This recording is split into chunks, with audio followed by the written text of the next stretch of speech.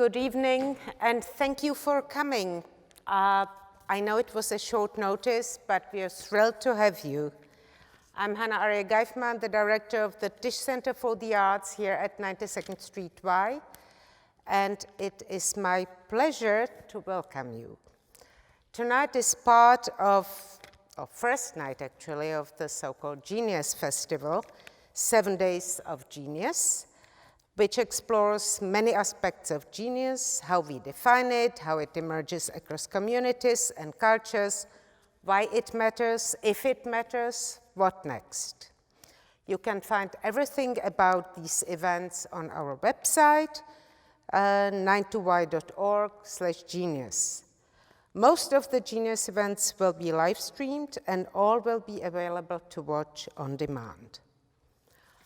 None of those would be possible without the support of the Templeton Foundation, and tonight's event, and particularly the concert, is endowed by the Samuel and Elizabeth Boxenbaum Foundation.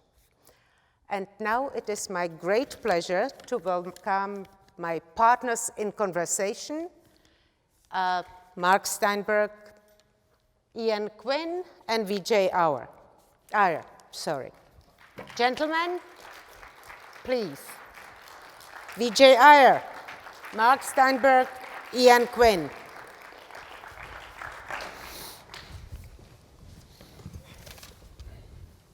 And we have a special night tonight. It's the New York premiere of a new piece written by Vijay for a piano quintet, basically for himself and the Brentano Quartet.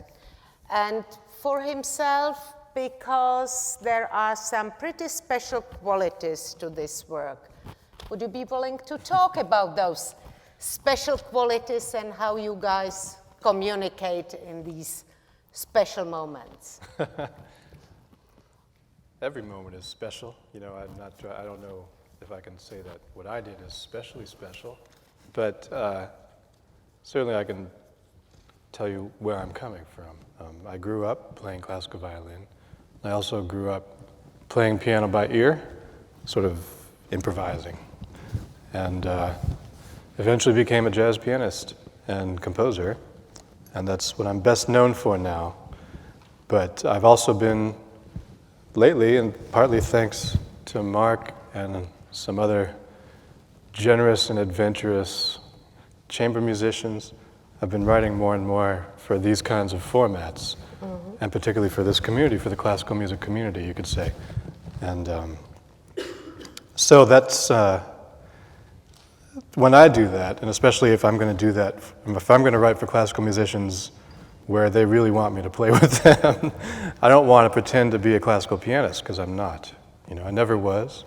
I was a classical violinist, as you heard me kind of butchering some Mendelssohn and stuff on Mark's violin backstage. But I was never a classical pianist, and I don't want to pretend to be. I want to basically be myself if I'm going to be in the music. And what I am most of all at the piano is a listener. Okay. So what I wanted to do was give the whole ensemble opportunities to listen and respond to what is happening in real time. And the fact is that they do that anyway, even when they're playing Beethoven. They are, every moment, very luxuriously in the moment. That's what I've always admired, especially about the Brentano Quartet, who are one of the greatest in the world at what they do. I agree. I know. That's right. That's why you gave them not 1, but 3 gigs this spring, right? So I was interested in this question. Well, what is improvisation? Because we tend to think it's some special thing, like you said, but it isn't. Because we all do it all the time. Actually, I'm doing it now. So are you. It's part of being alive, you know. So we think of it as some extreme thing or some peculiar or occasional thing, when it's really kind of the substance of our lives. And not doing that, not improvising, that's the special thing, or that's the rarer thing, you know. And what I was interested in is even when you're doing something that's composed, when you're playing Beethoven, for example, where are the improvisative moments in that process? And you hear it when they reach a cadence, for example, and there's a breath taken together. It's an interactive or intersubjective process of coordinating, you know. That's a real-time process. It's full of many, many micro decisions from moment to moment. And that's what I do too, you know. So that's where we meet, is in the moment. So that's kind of the substance of a lot of this piece. It's sort of addressing that. I guess that's the best way to put it. Is that special? Yes, to me. Okay. But then I would probably ask first, Mark, how do you react to this special, is there a special communication, or how does it differ from the quartets communicating? Well, what we're used to doing, of course, is playing music that's fully written out. And I should qualify that because our music is not really fully written out. There are certain things that are written.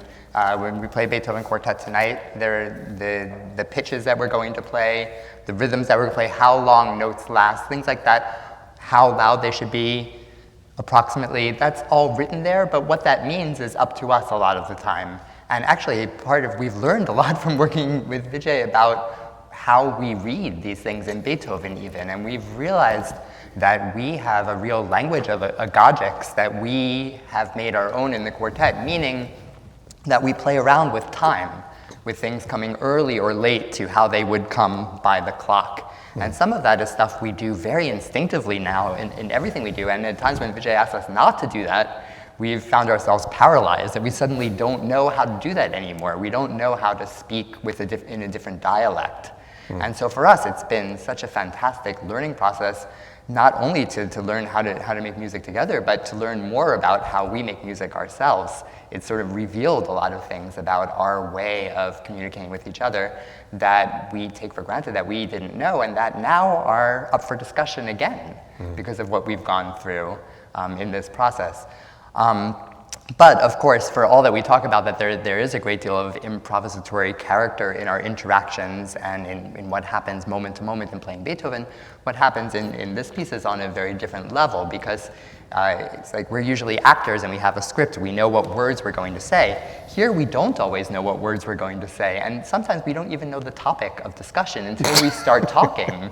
I mean, really, in the second movement of the piece, Vijay has given us a pitch to start on, and some instructions. And we start to go with those instructions, and every time we rehearse, every time we play that movement, it's utterly different. And the character is different, the speed is different, the sound is different, the ebb and flow of the music is very, very different. And it always, I mean, largely thanks to Vijay's great gifts and inspiration, it always winds up being something very satisfying and wonderful. But that's, for us, at first, we reacted with great fear when we saw that page of the score that had no notes on it. We thought, "Oh my gosh, what have we gotten ourselves into?" But once we were able to dive in and start working on it, start listening to what happens and listen to the way he responds, and slowly we become able to respond to what he does, it's actually an incredibly exciting and liberating process to be a part of, and it's been really an inspiration and so much fun for us. It's been really, really wonderful, and it illuminates so much about what we do in other music as well. Ian, in your work, you discussed quite a bit the music as not traditional language.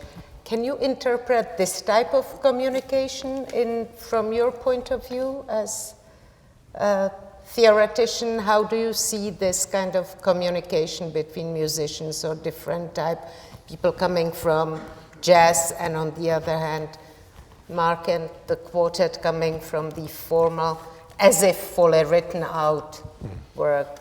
Because I do agree that we may get directions, but maybe more fully written, but we wouldn't be playing Beethoven for so many years if it was always the same and fully written out, right?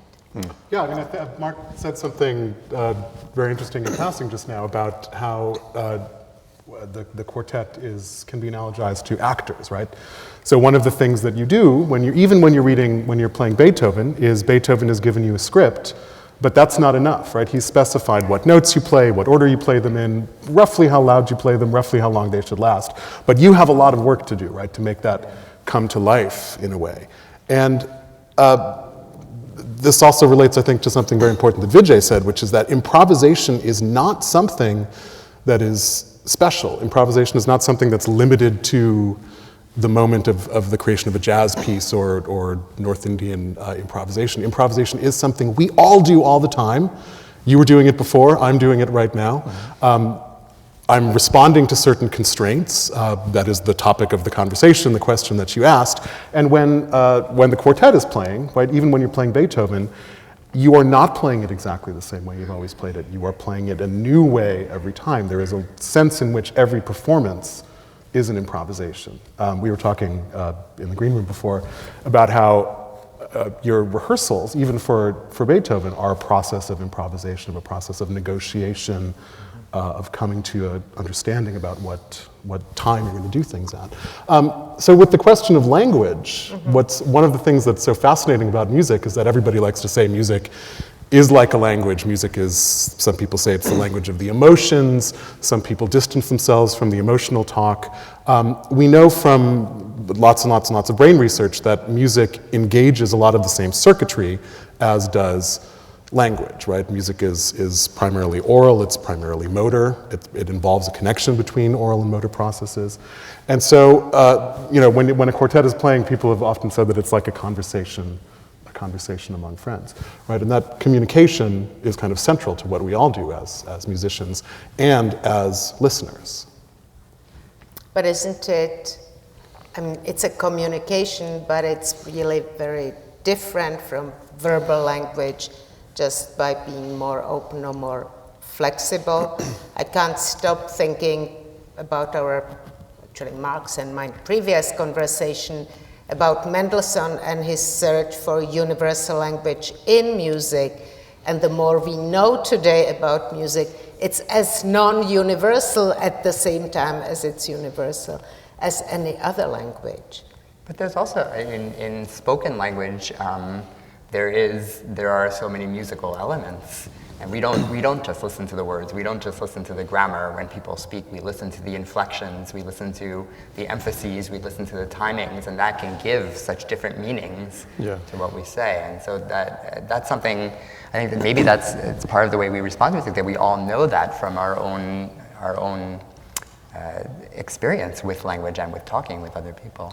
Yeah, I saw a talk recently by maybe another Ian, Ian Cross, he was offering as a conjecture and backing it up with some research along the lines of what you just mentioned, that maybe we should regard music and language as one thing, as one larger aggregate of, it's basically our tool set as humans for communicating with each other.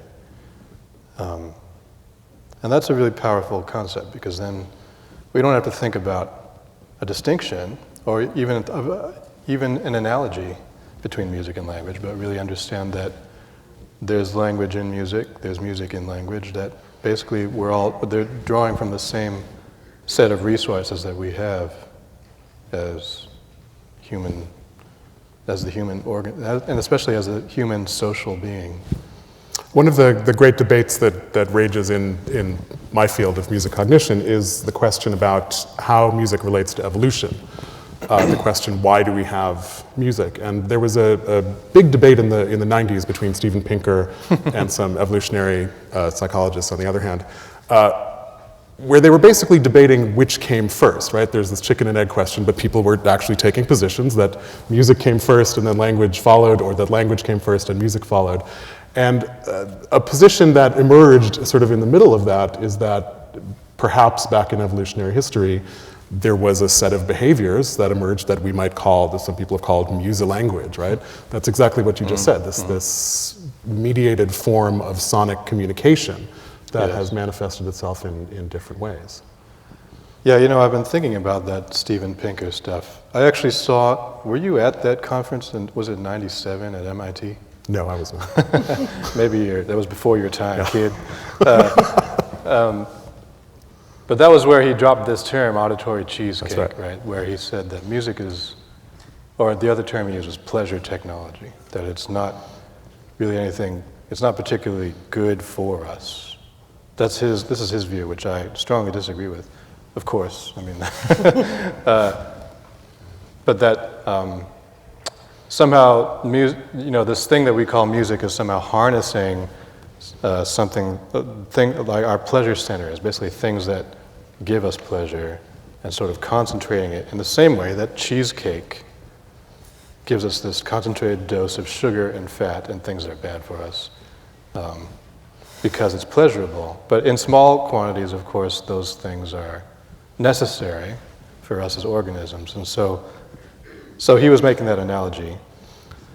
But what I found is that his problem in terms of what he thinks music is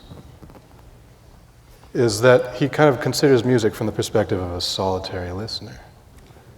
He never thinks of music as a social or an intersubjective thing that is something we do for and with and among people, among others, you know. So that, I mean, and I think partly, like I remember that in that talk back then, his kind of model listener was a person sitting in their living room with headphones on. And of course, that's only something that's become possible or even entered our imagination in the last 100 years. Absolutely. I mean, Pinker, I think, did a terrible sales job with this idea, right? Yeah. Because when he wrote this down in his book, How the Mind Works, he has the chapter in which he talks about music. He first introduces the analogy of cheesecake, right? Right. Then he analogizes it to pornography, and then he analogizes it to recreational drugs. And in all of these, the idea for Pinker is that music is a form of what he calls non-adaptive pleasure seeking, Yes. which turns it into the evolutionary question, why is it that we do this thing that is clearly maladaptive in his term? And I think that what evolutionary psychologists have come to since that time is a recognition of exactly this fact, that music is not just the way that certain people use it now, which is as this kind of pleasure technology, but music is inherently social. Music is something that my colleague Anirudh Patel at Tufts calls a transformative technology of the mind, right? So the idea there is that yes, music can be thought of as a technology, but it's a mistake to think of it as a non-adaptive technology. In fact, I think what is better to think of it as is a technology that helps us within the timescales of our individual lives, and it helps us precisely because it is social. It helps us come together as people. Right? We see it in a chamber ensemble, but we see it even in a setting like this, which is somewhat alienating, where you have a quartet up on the stage or a quintet up on the stage and an audience out there. The audience is listening actively, the audience is engaged, the audience is kind of swaying back and forth, and that joint action that we all do together, whether we're on stage together or we're a part of it, is part of what helps us to bring us out of ourselves, to help us feel that we are in a kind of communion with other people. Yeah. And that's very important. That's not cheesecake, right? That's not pornography. And that's not technology, that part definitely. And I actually have this almost negative reaction to the idea of technology, because if you sing together and choirs or groups singing together or drumming together or drumming, dancing and singing together, you don't need the technology in the sense of 21st century. Well, It can be useful to let's say the sense of technology, I think, in which it's useful to think of it as a technology is not like it's an alienating technology like a computer or something that blocks you from social communication. But a technology is something that we make use of that has been given to us, right? So we can think of these musical faculties as things that have been given to us by God, by evolution, by whatever you want to think of it, the forces that are in the universe that have blessed us with this gift of music. And the fact that we are able to make use of these gifts, I think, is the idea behind calling this a technology, right? That we're able to use it for the betterment of ourselves and for our society. You know what else is technology? That thing. That, yeah, that has kind of developed and we don't think about it. I think the first shock I had when Robert Levin was sitting at a forte piano here and saying, you know, at Beethoven's time, the progress pianos made was about as fast as today's computers. Every 2 years, you had a different technical development of the piano. And there is very little, or not so little, resemblance between a keyboard of the 18th century and what we consider the piano today, or what we play. Also, I don't think we could have quite played the 18th century keyboard. Maybe in this room, yes, but not too many bigger halls. Yeah. And yes, absolutely. But when I speak, you know, when you mention technology in relationship to Pinker, kind of shrugged, because I thought, okay, earphones, one thing, you alienate yourself from others. Yeah. Then you also close the door, right? So that you can have it very noisy and make not hear your neighbors, you have your own noise. Yeah. That's all of these things that music is not. What we do, I think, is very much the opposite of that. I think it's so helpful to people because I often think, I know you're talking about being on stage and playing out to people, but I actually think that what we do in chamber music is we afford people the opportunity to eavesdrop on the conversation or sort of insert their own consciousness in the middle of the group. And there's a kind of empathy there, and I think, I mean, I'm no evolutionary expert, but I would think even things like being attuned to the way the people around us breathe or move or walk teaches us so much about each other, maybe sometimes more than words. And so being able to have that kind of empathy with the kind of listening and the kind of attention that's going on between the people on stage is probably is a very nourishing thing and a very active thing in a way for the audience. Yeah, and one of the, since we were advertised as talking about music and brains. One, we don't know very much about how music works in the brain because music is very complicated and it seems to engage the whole brain. But one of the very surprising findings that neuroimaging has allowed us to see is something that actually makes sense if you think about it, which is that when we listen to music, it is not only that the auditory cortex is activated, but the motor cortex is activated, right? So that a trained musician listening to another musician play, part of what it means to hear is to imagine playing it. Yeah. And if you're a hotshot pianist, that means that your fingers are going to be moving up there as you listen to the performance. But even if you are not a trained musician, it is exactly those things that it means to be an engaged listener, is that you find yourself, you represent the breathing and the phrasing and the intonation of the music that we hear. And so this connection is sort of wired right into the way that we experience the music. It means to experience the music not only that it comes in through our ears and is heard as sound, but it is felt as action. Yeah. Right? And I would take a step further with it. Because we keep talking about music as if it's a clear object of study and that there's some end to it or some limit. This is music and this isn't, or something. But if you think about it in terms of how it came to be, you know, I think it makes more sense to understand that anything that we have been able to do together for each other and with each other that makes sound is what became music. In other words, that any time we're in some kind of empathetic, intersubjective relationship that makes sound, then we could call that music. This got narrowed down and focused, and especially in the West, we talk about music as something that is not us, as something that we perceive or that we maybe understand or maybe don't, rather than something that is from us or that is us. And I think if we look at music on a more global scale, look at the preponderance of music and dance as sort of one unified experience, that, well, to quote Cecil Taylor, music is everything that you do. And I think that's the kind of best way to think Absolutely. of it. Because then it helps us understand that what music perception is, or music cognition is it is empathy. It's the apprehension of another, or it's the understanding that there is another person there doing something with you. And so when it comes to these, like the results you just cited about music perception, and particularly rhythm perception, being a kind of activation of motor centers in the mind, which means your brain is preparing your body to move in response to or in sync with the music you're hearing, that somehow you're hearing a body doing something, and your body is resonating, saying, I know that thing, I've done that, you know. So that to me is kind of I agree with you that that's sort of, to me, a real, that has to be the foundation of music perception, but more generally, music, if music is everything that we do together, then it's more like that's the foundation of civilization, you know? Yeah, and I think we see that in settings that we don't think of as particularly musical settings, but I certainly do, and it sounds like you do as well.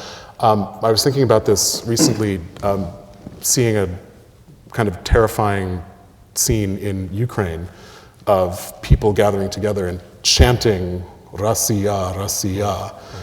And here we have exactly a situation that we could call musical. We have a whole bunch of people who are getting together and they're expressing their unity together by doing what? By making the same sound together in a time that is entrained with one another. Right. And this is a very powerful activity, right? And it's in moments of great import that people do this. It's at moments of revolution. It's at moments of to make it less political, in a sports situation, right? You have 20,000 people in an arena who are all chanting together and stomping their feet together. And this is what the heart of music is, right? This is joint action happening together, bodies synchronizing with each other. Right. I'll send you my paper. All right.